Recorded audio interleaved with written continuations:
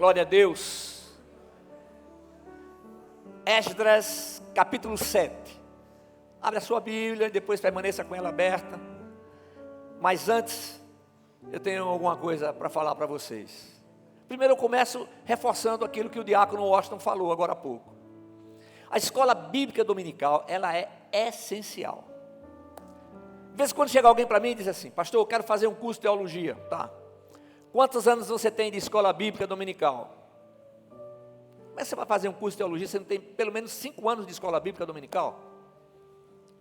Tem que ter a base. Tem que ter o alicerce. É por isso que muitas vezes as pessoas se confundem. Não, calma. Uma coisa de cada vez. Então a escola bíblica, ela é fundamental. Hoje batizamos, né? Eu tive o privilégio de batizar hoje quase 30 irmãos. Quase 30. E aí? Tem que haver a base. A gente não tem aqui, eu não estou preocupado, nem eu, nem o pastor Murilo, a gente não está preocupado com dados estatísticos. Olha, irmãos, quando nós começamos a igreja El Shaddai, era tudo muito diferente.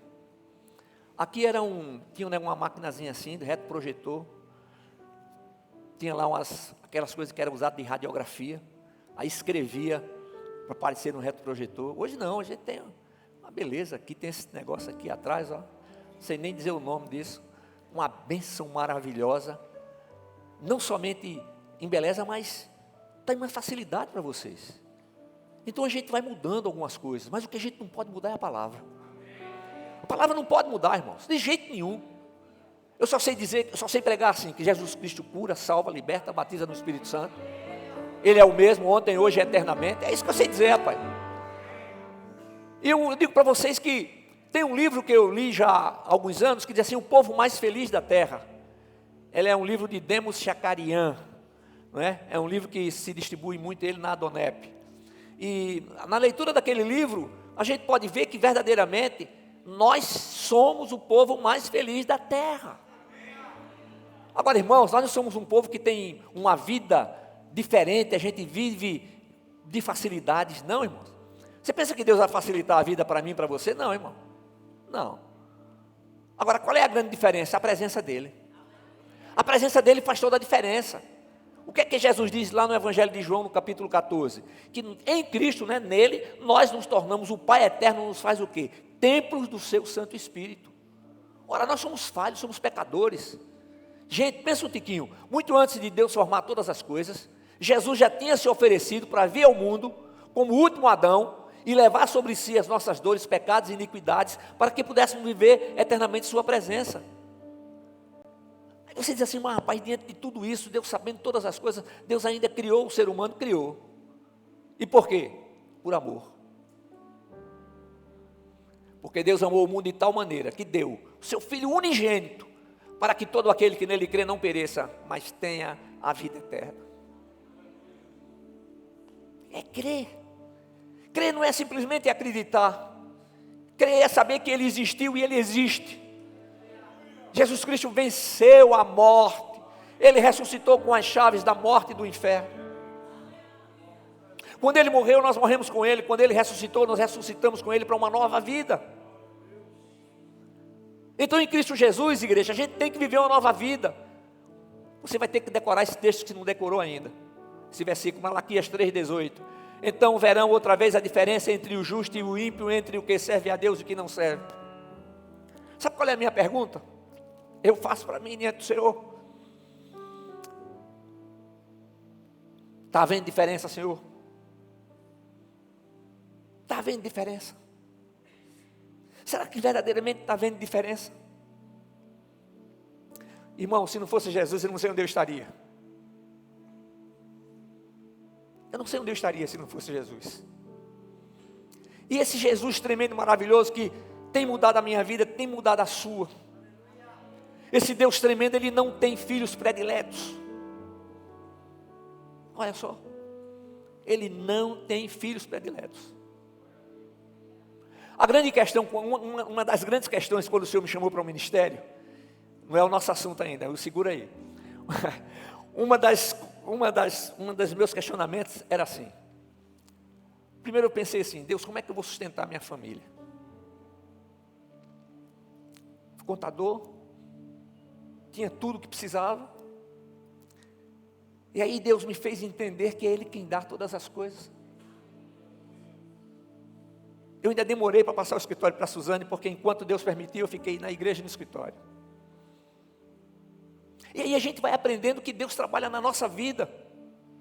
Olha, irmão, faz o seguinte, pede ao Senhor para lhe dar a percepção, o entendimento de como Ele tem trabalhado na sua vida. Faz isso. Não é para você sair gritando e falando, não, para você, Deus. Aí começa a ver a diferença na sua vida. Aí tem um hino bem antigo que eu cantava, né? Às vezes ainda canto. O pessoal sorria, né? Ele diz assim, essa alegria não vai mais sair.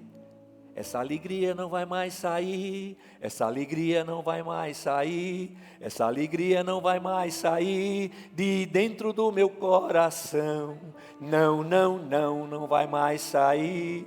Não, não, não, não vai mais sair. Não, não, não, não vai mais sair de dentro do meu coração. Aí tem o hino. Se foi Jesus que me transformou, se foi Jesus que me transformou, se foi Jesus que me transformou, é Ele o meu Salvador.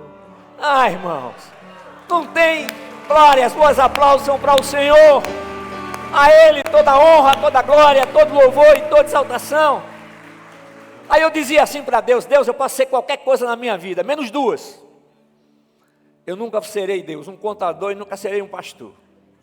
Eita Jesus, meu pai era contador, eu sabia como ele trabalhava, e pastor, meu avô foi pastor, meu avô materno, de ser pastor não, tanto é que quando Murilo recebeu um chamado, eu digo para vocês, que eu fiquei tremendo aqui por dentro. A primeira coisa minha foi, Deus, eu não quero isso para o meu filho. Sabe o que Deus me disse? Sabe o que Deus me disse? Escute o que eu vou falar.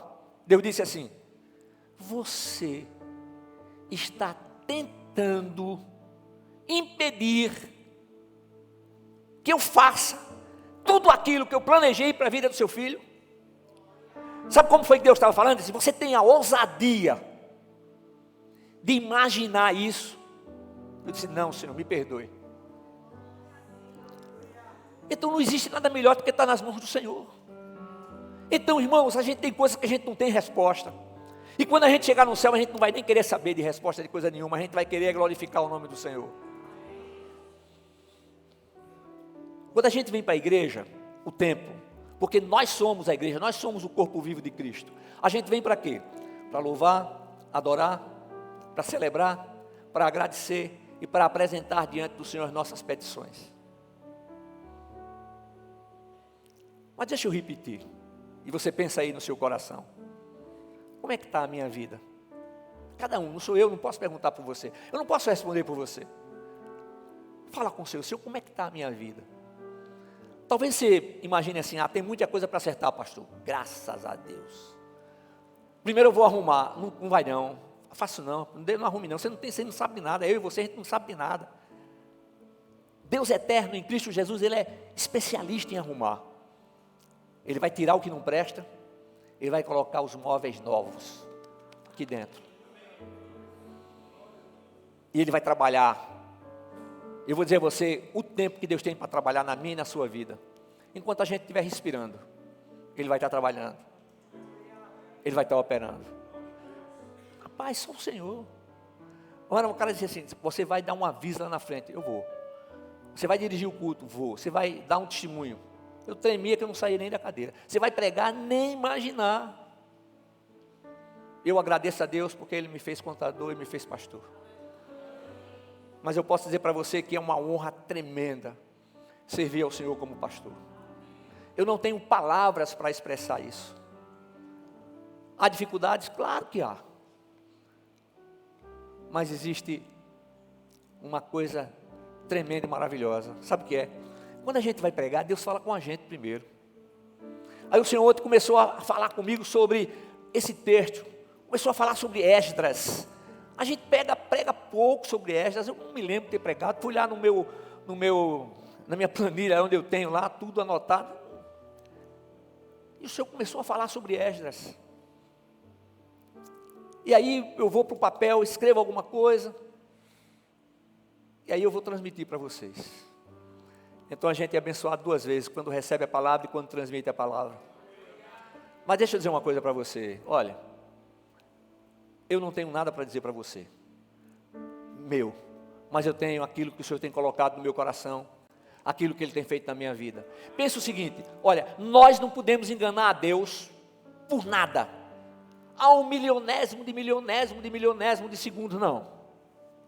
Deus conhece as nossas necessidades, Deus conhece as lutas que a gente vai enfrentar amanhã ou depois. Deus está no amanhã esperando a gente. Pastor, então por que Ele deixa passar? Ele nos deu liberdade de escolha. Você já viu algum vencedor vencer sem lutar? Eu nunca vi. Eu me lembro quando eu estava na segunda série de ginásio, lá em Recife, Colégio Americano Batista. Lá na minha turma eu fui campeão de salto em altura e salto de distância. Aí no dia da competição eu estava lá preparado. Aí chamaram outro cara, outro colega. Meu Deus. Eu não fiquei traumatizado não, irmão. Eu fiquei lamentando porque o cara não ganhou. E se eu fosse eu teria ganho. Um adolescente. E o que é que Deus faz? Deus trabalha na vida da criança, Deus trabalha na vida do adolescente, Deus trabalha na vida do adulto, Deus trabalha na vida do idoso. Qual é a maior dificuldade de quem tem a felicidade de chegar ao final dos 60 e ultrapassar? É a gente saber que a gente tem limites. Mas Deus não tem limite. Deus não conhece limites. Amém? E Deus está falando para alguém aqui. Alegre seu coração. Dos seus filhos cuido eu. Alegre o seu coração. Deus está dizendo que cuida dos seus filhos. Eu não sei com quem é, mas para quem está sendo essa palavra, você está recebendo e agradeça ao Senhor. Então alegre seu coração, sorria. Não é sorriso, não, sorriso que vem daqui de dentro. Amém? Aleluia, glória a Deus. Vamos lá, Esdras capítulo 7, versículos 27 e 28. Bendito seja o Senhor, Deus de nossos pais, que pôs no coração do rei esse desejo de glorificar a casa do Senhor em Jerusalém, e que estendeu sobre mim a sua bondade, perante o rei e seus conselheiros, e perante todos os príncipes poderosos do rei. Assim, visto que a mão do Senhor, meu Deus, estava sobre mim, encorajei-me e reuni alguns dos principais israelitas para irem comigo. Amém? Irmãos, as histórias bíblicas, elas são reais, elas são vivas, elas são verdadeiras. A Bíblia não esconde nada de ninguém. A Bíblia fala sobre Davi, que Davi foi um homem segundo o coração de Deus, mas a Bíblia mostra das falhas de Davi, das dificuldades. Deus não vai encobrir nada meu nem nada seu. O que Ele quer é que reconheçamos os nossos erros, nos arrependamos e permitamos que o Espírito de Deus opere e aceitemos o que Ele quer para trabalhar. Agora, o nosso Deus, Ele é tão poderoso que Ele pode usar pessoas ímpias para cumprir os propósitos dEle. Você sabe que há um tempo atrás eu não pensava assim? Mas Deus pode usar pessoas ímpias para fazer os propósitos dEle. O profeta Esdras, ele fez um registro de quase 50, na Bíblia, de quase 50 judeus, que trocaram o cativeiro na Babilônia pelas responsabilidades em Jerusalém. Jerusalém estava devastada, Jerusalém estava totalmente destruída, o templo estava destruído. E em 605 a.C., quando Nabucodonosor invadiu, ele cercou e invadiu Jerusalém, e ele deportou a família real para a Babilônia. Ele pegou os principais, os príncipes, aqueles mais inteligentes, pessoas que tinham dinheiro, ele mandou tudo para a Babilônia, e chegou em Jerusalém destruída, deixou as pessoas que não tinham recursos, porque ele sabia que aquelas pessoas não poderiam reconstruir nem as muralhas, nem Jerusalém, e muito menos o templo. Então somente as pessoas pobres ficaram nas ruínas de Jerusalém. E durante o cerco de Nabucodonosor, O cerco que Nabucodonosor impôs a Jerusalém foi para destruir. E o profeta Jeremias, ele advertiu aos líderes de Judá de que o exílio estava próximo. Era impossível os exílios deixar de existir. E ele fez uma coisa, ele fez uma proposta, para que Jerusalém não seja destruída, para que o templo não seja destruído. Vamos fazer uma coisa, vamos nos render. E aí ele foi chamado de covarde, ele foi chamado de traidor. E o que aconteceu? Jerusalém foi destruída, o templo foi destruído, e eles foram cativos para a Babilônia. Mas havia uma palavra também que Deus havia dado, que 70 anos seria o tempo do exílio. E chegados os 70 anos, Ciro o Grande conquistou a Babilônia. Conquistou a Babilônia. E Ciro foi movido pelo Senhor, e ele publicou um decreto. E nesse decreto, ele estava dizendo que os exilados de Jerusalém estavam autorizados a voltar para a sua terra e reconstruir o templo. Rapaz, Deus usou o cara ímpio para liberar o seu povo. Deus usou Ciro. E Ciro publicou esse decreto. Agora, Ciro escolheu o profeta Esdras para liderar aquelas pessoas e lá em Jerusalém liderar a reedificação do templo e de Jerusalém. Agora, nos dias de hoje, Deus fala através da sua palavra. Deus fala através da palavra. Ô, gente, não fica andando atrás de profetada não, gente, por favor. Deus fala com você. Você é templo do Espírito Santo. Você não quer ter o trabalho de orar e ler a Bíblia? Brincadeira. Antes de abrir a palavra, diz: Senhor, em nome de Jesus, me dá a revelação da tua palavra. Tem que ter intimidade com Deus. E Deus trata cada pessoa individualmente. Entenda isso. Deus criou cada pessoa. A ciência já comprova que não existe DNA exatamente iguais. Não existe, tem diferença. Eles foram descobrir essa história de DNA há pouco tempo, e o Senhor já tinha criado isso lá atrás. Não existem duas pessoas exatamente iguais. Podem existir fisicamente, aparentemente, mas como pessoas elas não são iguais. Isso significa que Deus criou a mim e a você.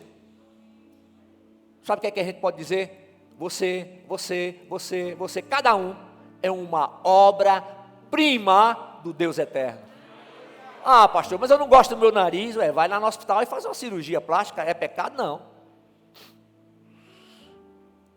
Ah, eu não gosto da cor dos meus olhos. Vai aí e bota um...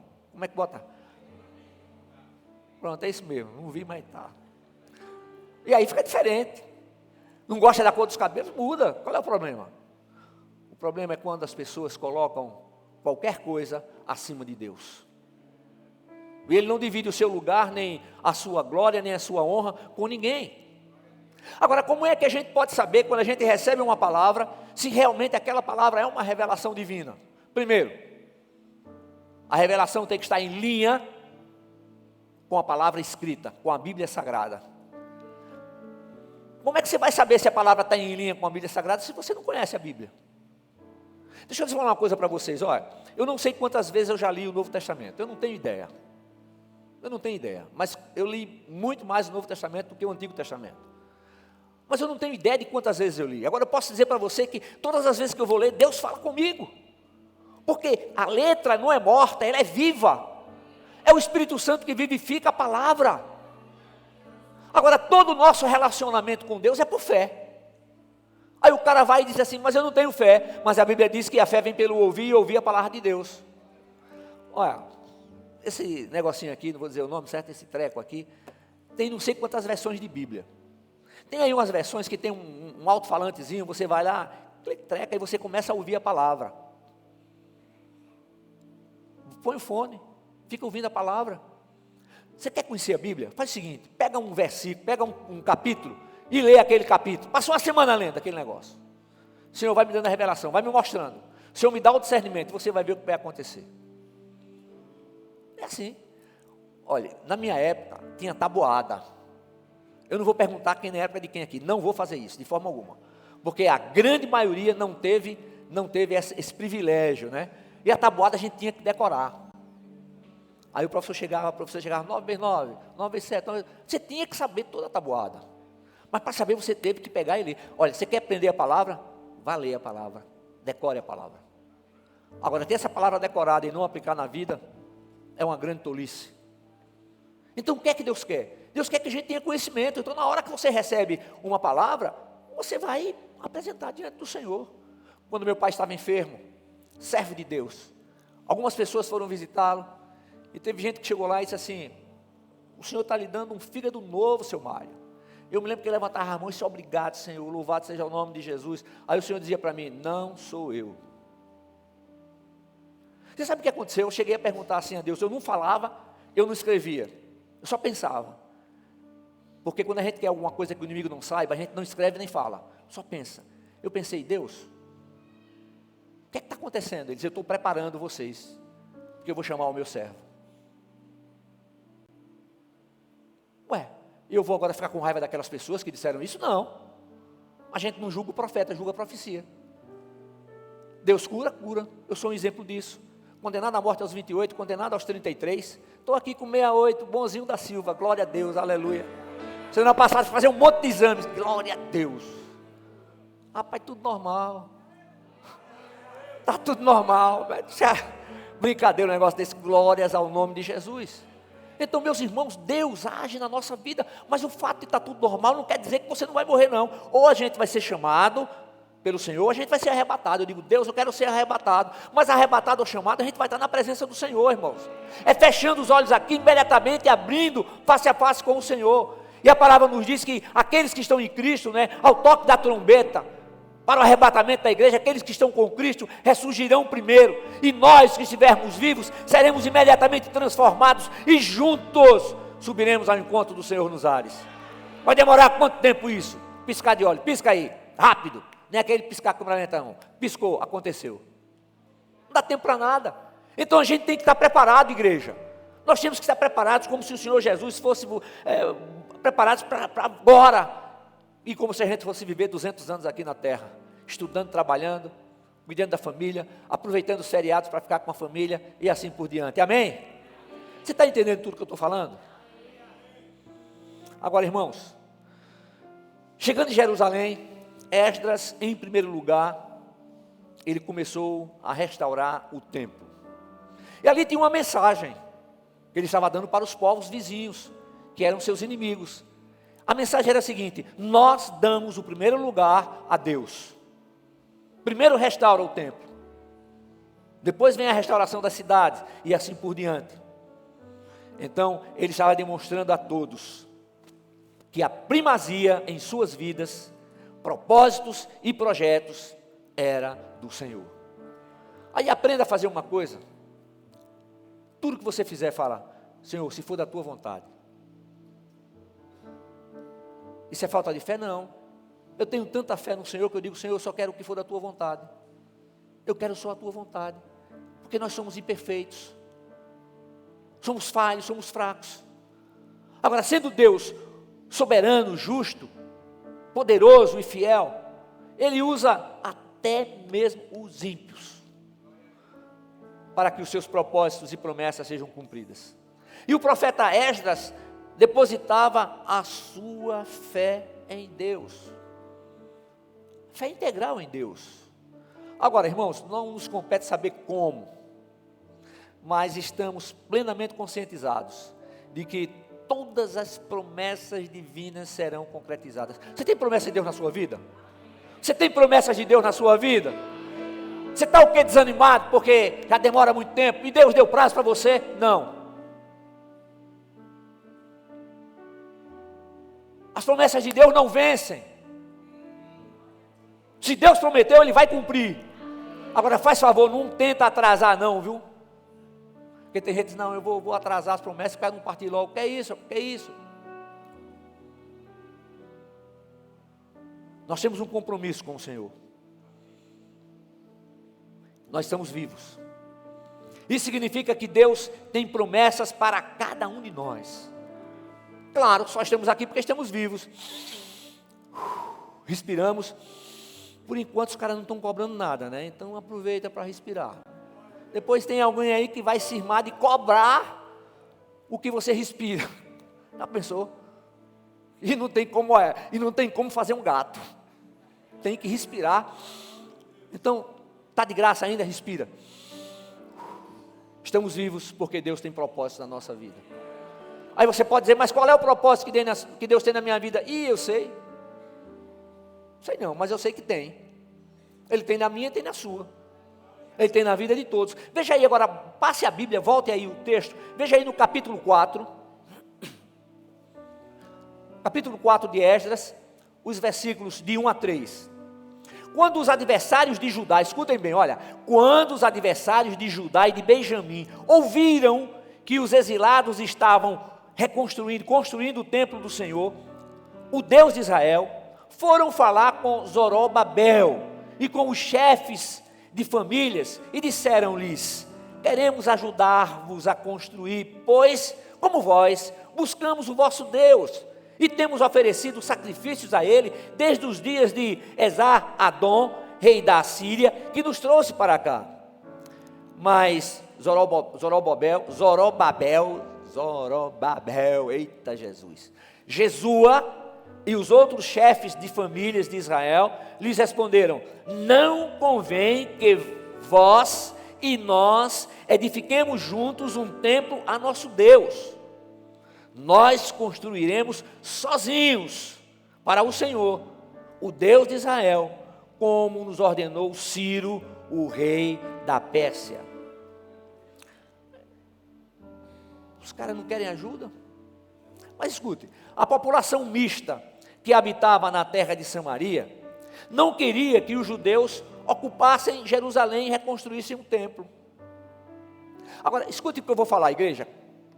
Com frequência, a oportunidade e a oposição andam juntas. E quanto maior a oportunidade, maior a oposição. Então, o primeiro ataque do inimigo contra os que voltaram do exílio foi extremamente sutil.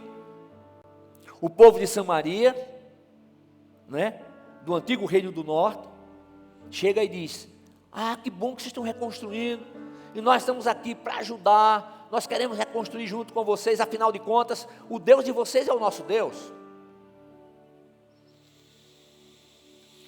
Ai Deus, aquelas pessoas diziam adorar o mesmo Deus, que eles de modo que parecia lógico, adoramos ao mesmo Deus. Já ouviu isso aí em algum lugar? Adoramos ao mesmo Deus. Vamos fazer juntos. Qual é a lição que ele está nos dando aqui? Cuidado com as associações que você faz. Cuidado com as associações. A quem você vai se associar? Aleluia. As aparências indicavam que os samaritanos estavam agindo como vizinhos piedosos, gente boa. Aqueles caras são tão, a gente não precisa nem chamar, e a gente está precisando de mão de obra. Não era nada disso, irmãos. Tratava-se de uma oferta traiçoeira e perigosa. A verdade era que os samaritanos não adoravam ao verdadeiro Deus vivo. Eles diziam que temiam ao Senhor, mas se prostravam diante dos deuses que existiam entre os povos. Eles tinham seus próprios deuses. E sabemos que Deus não divide a sua glória com ninguém. É por isso que está escrito lá em Isaías, capítulo 42, versículo 8: eu sou o Senhor, este é o meu nome, não darei a minha glória a outro, nem o meu louvor às imagens esculpidas. Aquelas pessoas afirmavam que adoravam ao mesmo Deus. Por isso, de imediato, parecia lógico que participassem das obras. Sabe, irmãos, a gente precisa ter muito cuidado. E o que havia de tão perigoso na oferta dos samaritanos? É porque, quando eles se juntassem para construir o templo, eles iam se juntar, iam se familiarizar, haveriam casamentos mistos. E era uma determinação do Senhor naquela época, para que isso não acontecesse. Então não tardaria que os dois grupos começassem a se tornar mais íntimos e realizar casamentos mistos, o que era contrário à lei de Moisés. Então Israel era uma nação separada das outras, e que deveria cumprir no mundo uma tarefa especial que havia recebido de Deus. E se de algum modo o povo de Israel se misturasse e começasse a adorar outros deuses, tudo aquilo que Deus tinha preparado não seria feito. Igreja amada do Senhor, em nossos dias, manter-se separados é não se envolver com qualquer coisa que leve a transgredir os ensinamentos divinos. O mundo está aí. Isso é besteira, rapaz. Vai ouvir a história daquele cara? Não, rapaz, vai lá. Gente, cada pessoa é livre. Livre, você faz o que você quer. Você faz o que você quer. Ninguém vai proibir você. Ninguém vai impedir você. Aí eu me lembro de José, lá no Egito. O cara adolescente, a mulher de Potifar, com certeza era uma mulher bonita, vistosa, bem cuidada.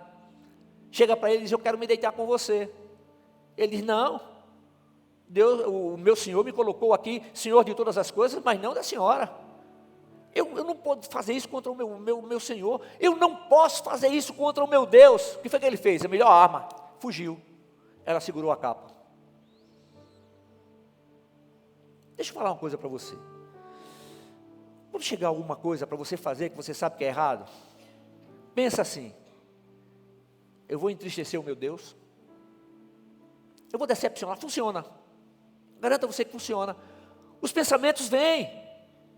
Nós não podemos impedir que eles venham, mas podemos impedir que eles permaneçam.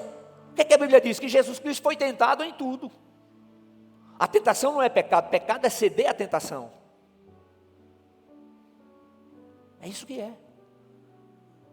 Então diz: Deus, espera aí, Ele entregou o seu próprio filho por mim. O que é que eu vou fazer? Eu vou decepcionar o meu Deus? Irmãos, em nome de Jesus. Agora a gente não pode dizer: eu nunca vou cair. A gente clama ao Senhor para que nunca caia. Eu digo: Senhor, em nome de Jesus, se é para fazer alguma coisa errada, me leva antes. Me leva antes. Eu disse no início que a gente não pode enganar a Deus. A gente pode até enganar um ao outro por algum tempo, mas a Deus a gente não engana. Deus conhece a nossa mente, Deus conhece o nosso coração. Ele conhece a mente e o coração de todo mundo. Aí tem uma linguagem de rádio amador, não sei se tem aqui algum rádio amador, né? Antigamente eu modulava, né? Então você dizia assim: todo mundo, aí ele falava: todo mundo, seu Raimundo. Todo mundo. Não, espera aí. Existe um Deus, esse Deus é vivo, Ele é verdadeiro, Ele quer o melhor para você, Ele quer o melhor para a sua família. Nunca esqueça, Deus vai abençoar você e não vai abençoar a família. Que conversa é essa? Aí diz assim: não, Deus está me mandando para tal lugar, a minha mulher vai ficar aqui com meus filhos, daqui a 1 ano, 2 anos eu volto. Epa, não é de Deus. Tem que ir com a sua mulher e tem que ir com seus filhos. É isso, família. Aí o cara diz assim: não, mas você está viajando muito para ver a sua família. E daí? Primeiro lugar, Deus. Depois, família. Depois, trabalho. Depois, igreja. E gente, igreja não é Deus, nem Deus é igreja. Por favor. Pensa sobre isso. Aleluia, aleluia. Agora, aí o cara diz assim: não, pastor, agora eu sou uma nova criatura, eu não consigo mais ir às festas da minha família. Não consegue? Não. Por quê? Eu não gosto da conversa, eu não gosto da bebida, eu não gosto do ambiente. E daí, meu filho, você veio de lá. O lugar mais difícil de ser missionário é na própria família. Vai abandonar a família? Não. Chamou para a festa? Vai. Aparece a bebida que você gostava antes, você não bebe mais. Não, eu prefiro um suco. Tem suco de laranja, suco de abacaxi, qualquer coisa, um refrigerante, que não é coisa boa, mas o suco é melhor. Aí eu, peraí, olha, tá vendo, agora esse cara está querendo ser santo, agora ele está querendo ser diferente. Antes ele fazia tudo que a gente faz, agora não quer fazer mais.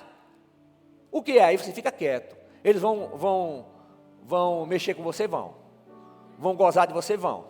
E você faz o quê? Quieto, fica calado, não diz nada, nem bota cara feia.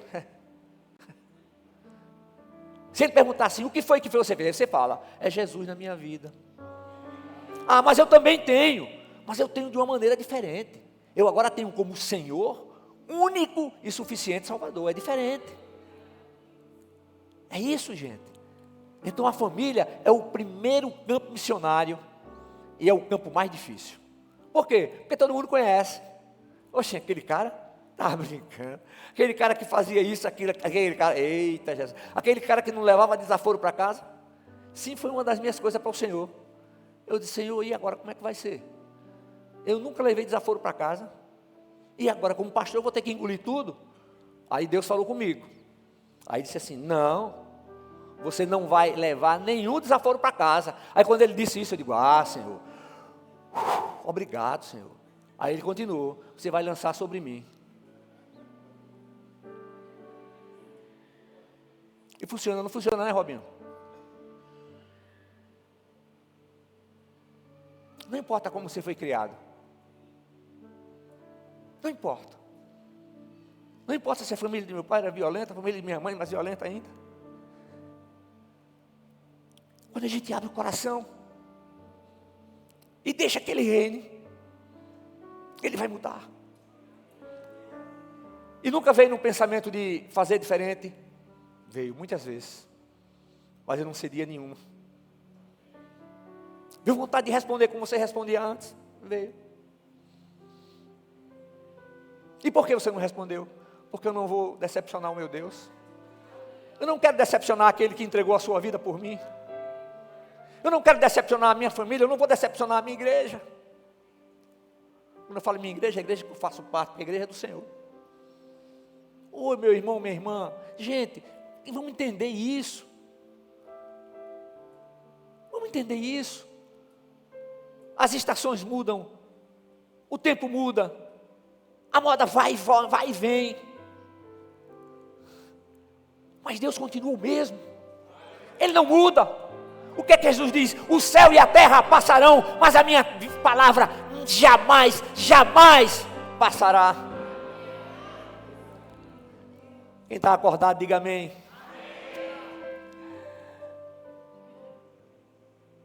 É isso aí. Agora, deixa eu falar uma coisa para você mais. Né? O Senhor nos chamou para que fôssemos separados do mundo. Mas isso não significa que vai sair do mundo físico, da terra. Não, não. Mas grave isso. Deus não chamou a mim e a você para o isolamento. Deus não chamou para isolamento, não. Deus chamou para ser sal da terra e luz do mundo. É isso que Deus chamou. Deus chamou isso.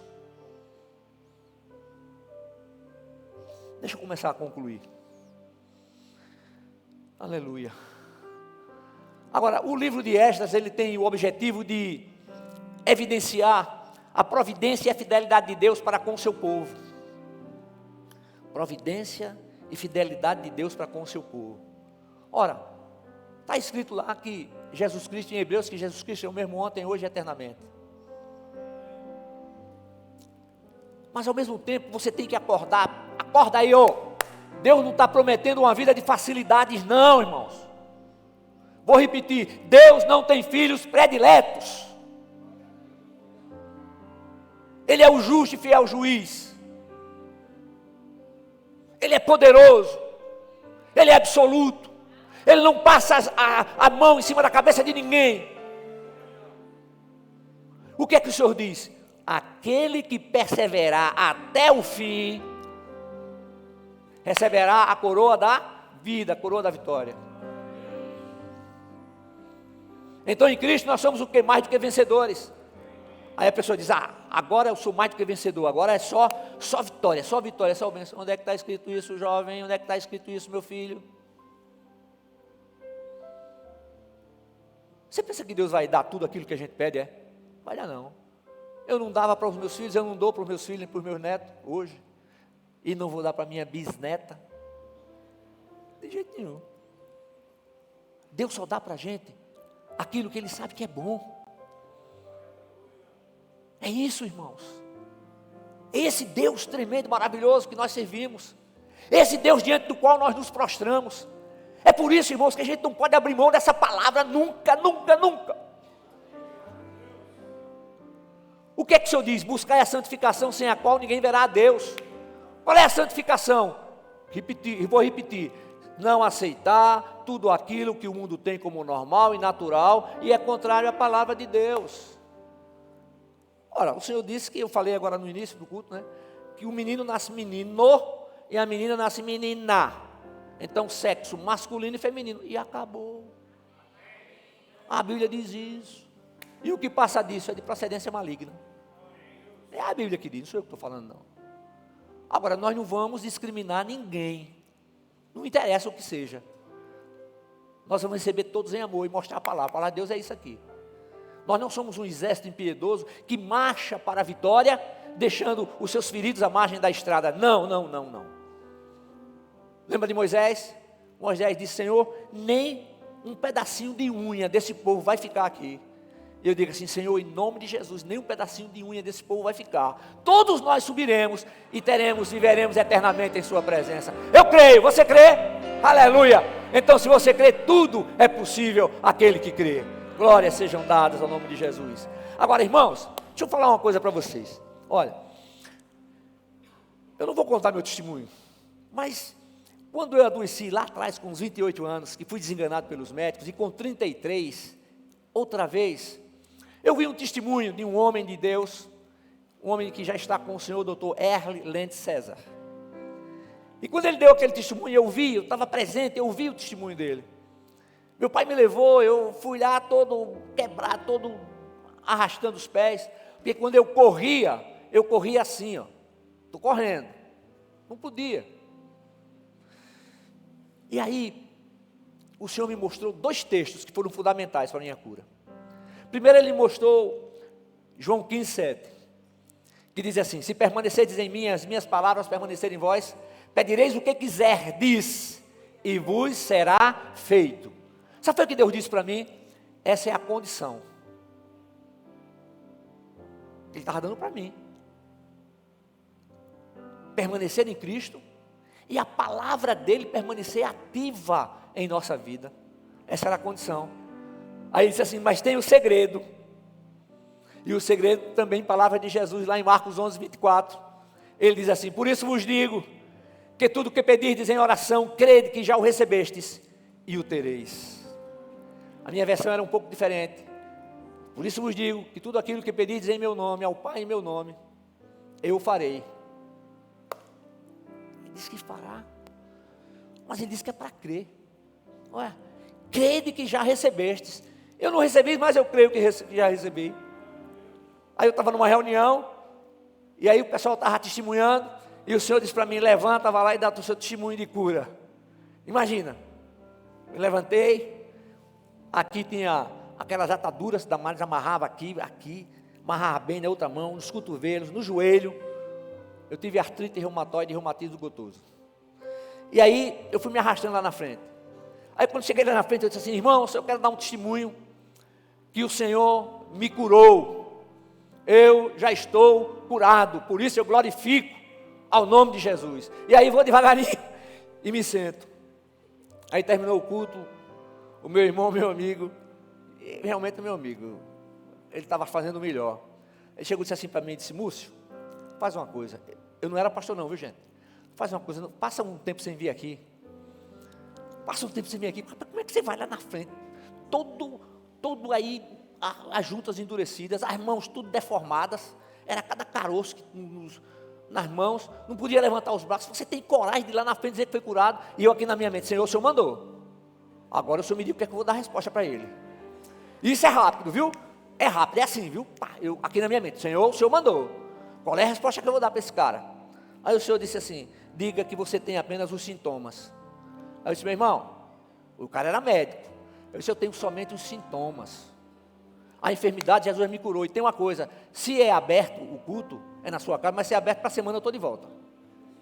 Cara de pau, né, rapaz? Irmãos, eu digo assim, sou eu que digo, que Deus prefere trabalhar na cura do que no milagre.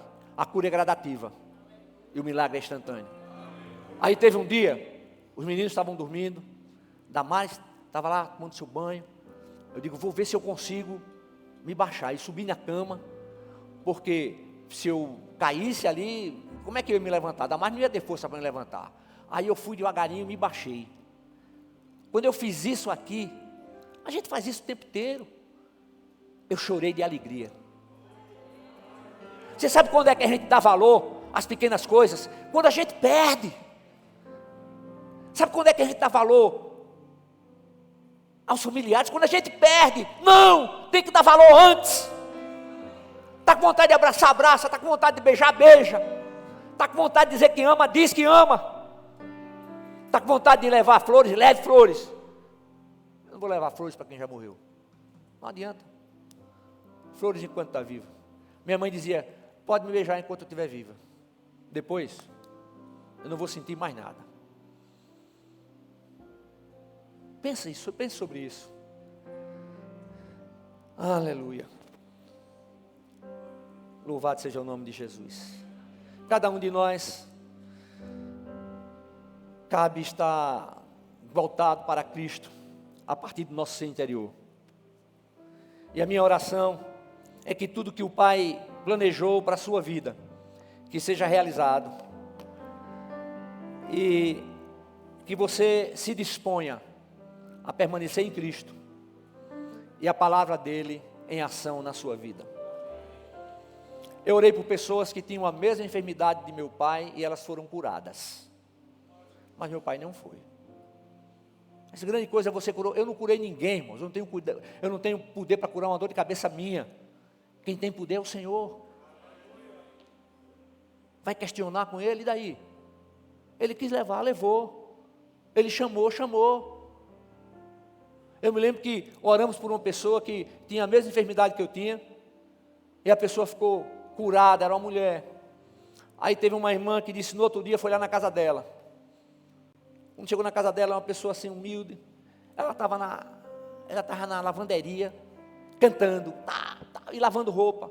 Aí disse, oi, irmão, eu vim aqui para saber como é que a senhora está. Estou aqui lavando roupa aí, não sei quantos anos que eu não podia lavar roupa. E depois da oração de ontem, Jesus me curou, eu estou aqui lavando roupa e não sinto nada. Aleluia, glória a Deus. Nunca esqueça disso. Deus é Deus de poder. Ele é o Deus da bênção. Mas Ele não promete vida de facilidades para ninguém. Mas Ele promete a sua presença. A graça de Deus nos acompanha. E a graça de Deus não evita que a gente tenha lutas. Mas ela nos assiste durante a luta. Aleluia. E aí está a diferença, que Deus abençoe. E a mão do Senhor está estendida sobre a sua vida para te abençoar. Amém? Fiquemos de pé.